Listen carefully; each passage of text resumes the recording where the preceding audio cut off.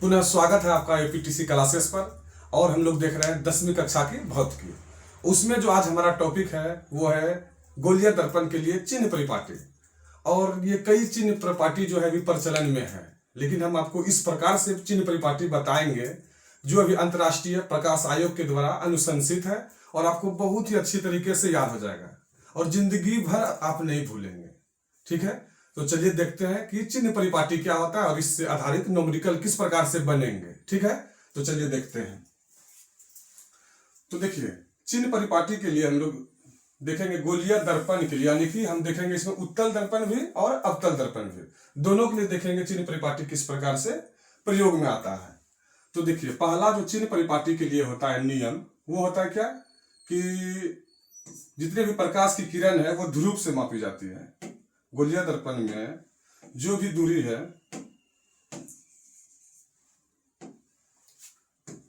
गोलीय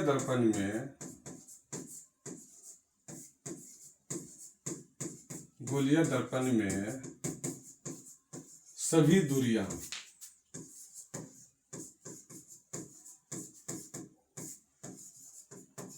ध्रुव से मापी जाती है। ठीक है, ये पॉइंट आपको याद रखना है कि गोलीय दर्पण में सभी दूरियां कहां से मापी जाती है? ध्रुव से मापी जाती है। लास्ट में आपको हम डायग्राम के भी माध्यम से सिखाएंगे कि कितना इजी है। ठीक है, और दूसरा ये हम लोगों को याद रखना है कि आपतित प्रकाश की दिशा में आपतित प्रकाश की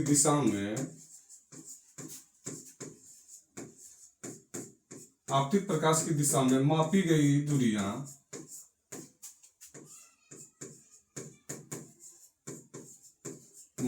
दूरियां धनात्मक मानी जाती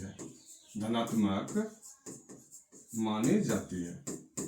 ठीक है, और यानी कि आपको याद रखना, आपतित प्रकाश को हम जब भी कभी भी दर्पण में दिखाते हैं तो वो दिखाते हैं बाएं तरफ से किधर जा रही है? दाएं तरफ। ठीक है, तो उस दिशा में जितनी भी दूरियां मापी जाएगी वो सभी क्या होंगे? धनात्मक होंगे। ठीक है, उसके बाद तीसरा जो है वो है आपतित प्रकाश की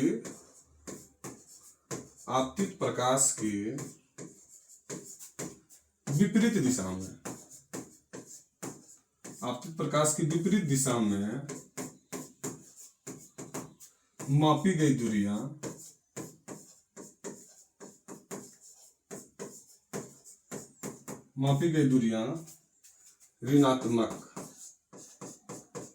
ऋणात्मक मानी जाती है। ठीक है, तीसरा पॉइंट भी हमारा क्लियर हो गया। उसके बाद जो मुख्य दो पॉइंट है ये भी आपको याद रखना है। उसमें से ये है कि प्रधान अक्ष के लंबवत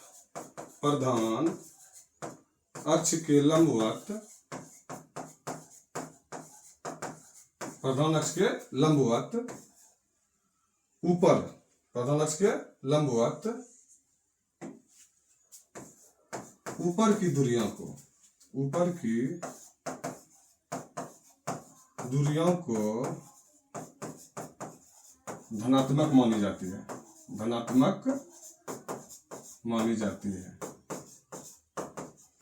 और लास्ट पॉइंट हम लोगों को याद रखना है कि प्रधान अक्ष के लंबवत नीचे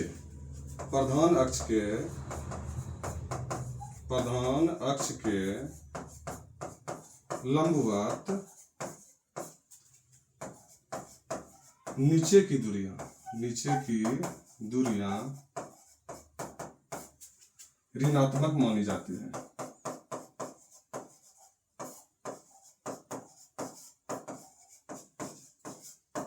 ठीक है, तो ये आपको कुछ भी अभी समझ में नहीं आया होगा। अब हम डायग्राम के माध्यम से देखते हैं, आपको बहुत अच्छे से समझ में आ जाएगा। ठीक है, तो चलिए डायग्राम देखते हैं हम लोग।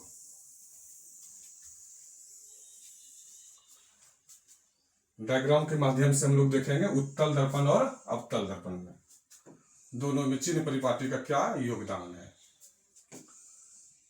तो चलिए देखते हैं।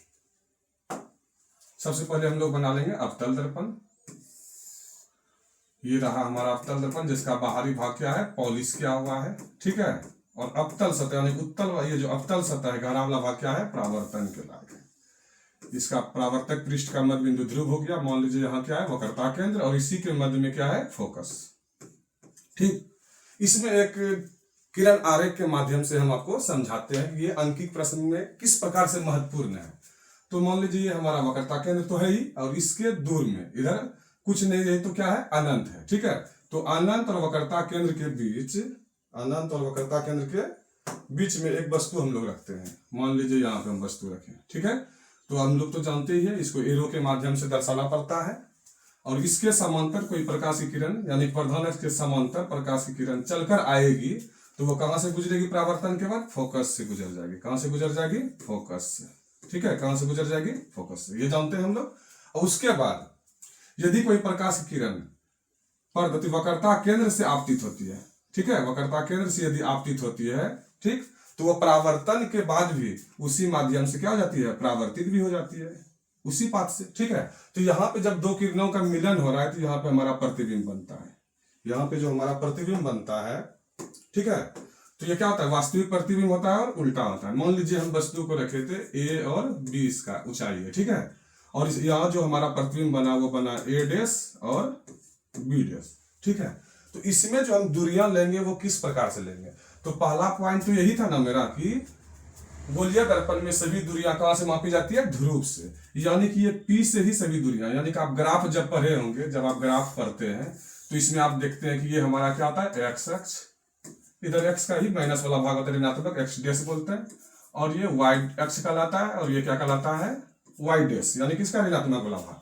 और ये वाला बिंदु हम लोग क्या समझते हैं, मूल बिंदु, और यहीं से दूरी हम लोग आगे पीछे जहां भी जाते हैं। तो उसी प्रकार से आपको ध्रुव को समझना कि आपका क्या है, मूल बिंदु है। ठीक है, तो यहां से जैसे हमारा है ये P से F की दूरी, मान लीजिए P से F दूरी, तो ये P से F की दूरी तो हम लोग पढ़ चुके हैं। ध्रुव और फोकस के बीच की दूरी को क्या कहते हैं, फोकस दूरी। क्या कहते हैं, फोकस दूरी।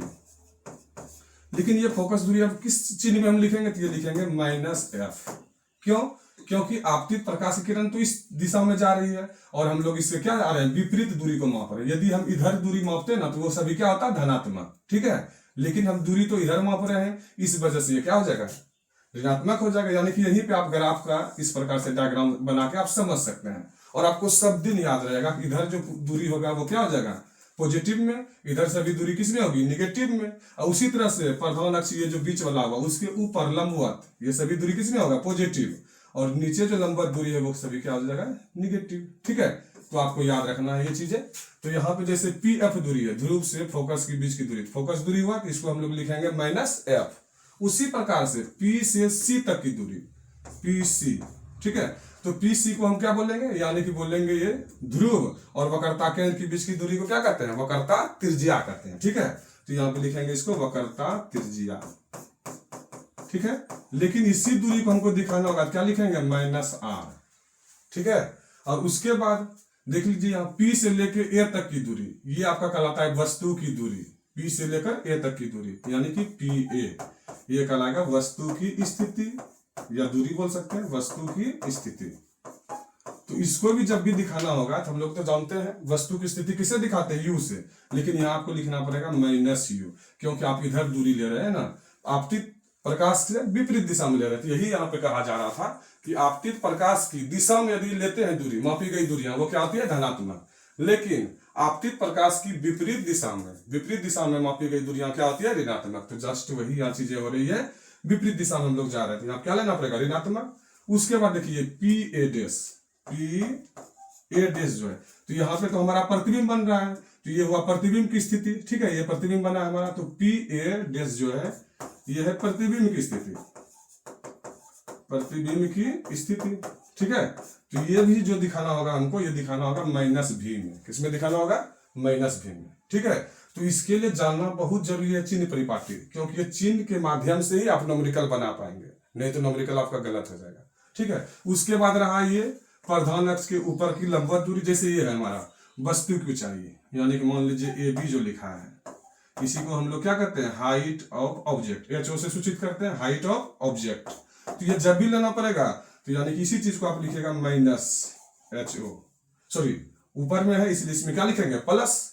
ठीक है, और उसके बाद ये देखिए प्रतिबिंब की दूरी जो है, प्रधान अक्ष के क्या है, लंबवत नीचे है, नीचे की तरफ। अगर आप में भी नीचे की तरफ क्या लेते हैं हम लोग, निगेटिव लेते हैं। तो जस्ट यहाँ पे जो हम लोग लेंगे ए डैश और बी डैश, ये क्या है हमारा प्रतिबिंब का हाइट है, प्रतिबिंब की लंबाई है, ठीक है। इसको जब भी लिखेंगे तो इस तरह से लिखेंगे हाइट ऑफ इमेज, ठीक है। लेकिन इसको लिखेंगे किसमें, माइनस में। तो इसके लिए चिन्ह परिपाटी जानना बहुत ही क्या है, जरूरी है। तो ये हम देखें किसमें, अवतल दर्पण में, ठीक है। और अब हम लोग देखेंगे उत्तल दर्पण में। उत्तल दर्पण में किस प्रकार से हो सकता है, तो बिल्कुल यही घटना होती है किसमें, उत्तल दर्पण में। तो चलिए देखते हैं उत्तल दर्पण में। यहां तक में हम लोग का क्लियर हो जाना चाहिए, हो जाएगा, ठीक है। तो ये बनाते हैं उत्तल दर्पण। इसके आंतरिक भाग को क्या कर देना है, पॉलिश कर देना है। ये हमारा हो गया उत्तल दर्पण, ठीक है। ये हो गया हमारा ध्रुव। चलिए देखते हैं ध्रुव। ये हमारा हो गया ध्रुव, और ये मान लीजिए है वक्रता केंद्र, और इसी के मध्य में कहीं ना कहीं क्या है, फोकस, ठीक। और इसमें भी देखिए, यदि हम वस्तु को रखते हैं इधर, तो अनंत है, अनंत और ध्रुव के बीच में यदि हम वस्तु को रखते हैं अनंत और ध्रुव के बीच में, मान लीजिए ये हमारा वस्तु है ए बी, ये वस्तु का हाइट है, ठीक है। और इस अब देखिए इसके समांतर, प्रधान अक्ष के समांतर यदि कोई प्रकाश की किरण आ गई, ठीक है, तो ये इस अक्ष पे पड़ने के बाद ये आपतित होने के बाद ये क्या हो जाएगी, परावर्तित हो जाएगी, ठीक। और ये पीछे की ओर बढ़ने पर कहाँ मिलेगी, फोकस को, ठीक है। और दूसरा जो प्रकाश की किरण हम लोग खींचेंगे, तो वो देखिए वक्रता केंद्र से जाना चाहिए ये प्रकाश की किरण, ये इस प्रकार से यहाँ तक तो हम दिखा देंगे, और इसके बाद इधर ये कल्पना करके दिखाएंगे यहाँ पे कि आ रहा है। लेकिन प्रकाश की किरणें यहाँ तक आने के बाद ये अंदर तो नहीं जाएगी, ये इस जगह से क्या हो जाएगी, उसी पाथ से, उसी रास्ते से क्या हो जाएगी, परावर्तित हो जाएगी। तो देखिए हमारा जो फिगर बनेगा, इमेज जो बनेगा, वो इमेज यहाँ पे बनेगा। ये दो किरणों का मिलन यहाँ से हो रहा है यहाँ पे, तो यहीं पे हमारा इमेज बनेगा। और ये तो डॉट डॉट करने से बन रहा है, रेखाओं को बढ़ाने से बन रही है, इसलिए कौन सा प्रतिबिंब होगा, काल्पनिक प्रतिबिंब होगा। और काल्पनिक प्रतिबिंब हमेशा क्या होता है, सीधा। तो यहाँ पे नाम वही लिखेंगे ए डैश, और इसको बोलेंगे बी डैश, ठीक है। ए बी जैसे है उसी प्रकार से ए डैश बी डैश। लेकिन अब हम लोग देखेंगे इस जगह से दूरी, यहाँ देखिए आप, पी से एफ की दूरी, यानी कि पी एफ, इसको हम लोग क्या बोलते हैं, फोकस दूरी, पी एफ दूरी, ठीक है। और ये फोकस दूरी देखिए, अब इधर से आपतित प्रकाश की किरण होती है, और इसी दिशा में हम लोग दूरी माप रहे हैं। तो यानी कि ये दूरी जो होगी ये किसमें होगी, धनात्मक में। तो ये आपको याद रखना चाहिए, आप क्या लिखेंगे, प्लस है, यहाँ पे माइनस देने की जरूरत नहीं है।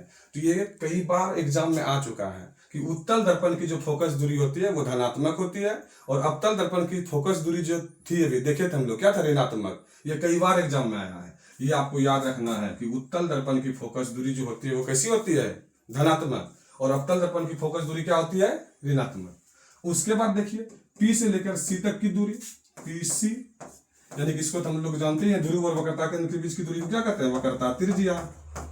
तो वक्रता त्रिज्या भी जो इसमें लेना होगा वो भी किसमें लेना होगा, हम लोगों को वो लेना होगा, क्योंकि आपतित दिशा में मापी गई है, इसीलिए ये भी धनात्मक होगा, यानी कि इसको भी प्लस आर लिखेंगे हम लोग, ठीक है। और उसके बाद देख लीजिए पी से बी तक की दूरी, ये होता है हमारा वस्तु की स्थिति या वस्तु की दूरी, पी बी, वस्तु की दूरी या वस्तु की स्थिति, ठीक है। तो इसमें देखिए अब ये देखिए उल्टा दिशा में हम लोग जा रहे हैं, विपरीत दिशा में, आपतित प्रकाश किरण इधर जा रही है और हम लोग इधर आ रहे हैं, तो ये फिर से क्या हो जाएगा, निगेटिव हो जाएगा, यानी कि लिखेंगे माइनस यू। तो ये एक चीज यहाँ पे भी हम लोग याद रख सकते हैं, अवतल दर्पण हो या उत्तल दर्पण हो, ठीक है, वस्तु की स्थिति हमेशा जो होगा वो किसमें होगा, माइनस में। क्योंकि जब भी वस्तु को रखेंगे तो दर्पण के सामने ही रखेंगे, तो इधर जब भी दूरी हम लोग चलेंगे तो वो क्या होगी, ऋणात्मक होगी। प्रतिबिंब भले ही साइड बन सकता है या दर्पण के पीछे भी बन सकता है, लेकिन वस्तु की दूरी हमेशा क्या होगी, वो ऋणात्मक ही होगी। तो चलिए अब देखते हैं प्रतिबिंब की स्थिति। प्रतिबिंब हमारा ये कहलाएगा पी और बी डैश, पी और बी डैश। फिर से ये देखिए आपतित प्रकाश की दिशा में जा रहे हैं इधर, तो ये क्या हो जाएगा, धनात्मक हो जाएगा, यानी कि वस्तु की, सॉरी वस्तु नहीं, अब लिखेंगे हम लोग प्रतिबिंब की स्थिति, ठीक है, प्रतिबिंब की स्थिति। तो चलिए देखते हैं, ये रहा हमारा प्रतिबिंब की स्थिति, प्रतिबिंब की स्थिति। तो ये जो होगा ये किसमें होगा, प्लस में। तो इसका प्रतिबिंब की स्थिति को हम लोग किससे सूचित करते हैं, दूरी को, भी से, तो ये प्लस भी लिखाएगा। ये चीज हो गया। अब देखिए वही बात है, जो प्रधान अक्ष है हमारा उसके लंबवत जो दूरी मापी गई, देखिए लिखा हुआ है प्रधान अक्ष के लंबवत ऊपर की ओर जो दूरियां होती है वो कैसी होती है, ऋणात्मक मानी जाती है। तो ये जो ए बी हाइट हम लोग लिखेंगे, ए बी यानी इसी को हम लोग कह सकते हैं height of object, H O, ये हमारा किस में होगा, प्लस में होगा, ठीक है। तो ये किस में, यहाँ पे प्लस रहेगा हमारा, ठीक है। उसी प्रकार से देखिए अब ये प्रतिबिंब की दूरी, प्रतिबिंब की दूरी क्या है, ए डैश और बी डैश। और ये भी देखिए प्रधान अक्ष के नीचे नहीं है, ये कहाँ है, ऊपर ही बना हुआ है, ये नीचे नहीं है। तो ये भी जो लंबाई लेंगे हम लोग यानी कि हाइट ऑफ इमेज, ये भी किस में लेना पड़ेगा, प्लस में लेना पड़ेगा, ठीक है। और ये सारी चीजों का ध्यान रखना पड़ता है हमें कब, न्यूमेरिकल बनाते समय, तभी आपका अंकित प्रश्न सही होगा, नहीं तो अन्यथा क्या हो जाएगा, गलत हो जाएगा। क्योंकि जितने भी मान दिए हुए हैं वो सबको हम लोगों को चिन्ह के ही साथ लेना पड़ता है, और जो मान आएगा वो ऑटोमेटिक अपने चिन्ह में आ जाएगा कि उस पर कौन चिन्ह लगने वाला है। धन्यवाद, आपको ये समझ में आ गया होगा। मिलते हैं नेक्स्ट वीडियो के साथ।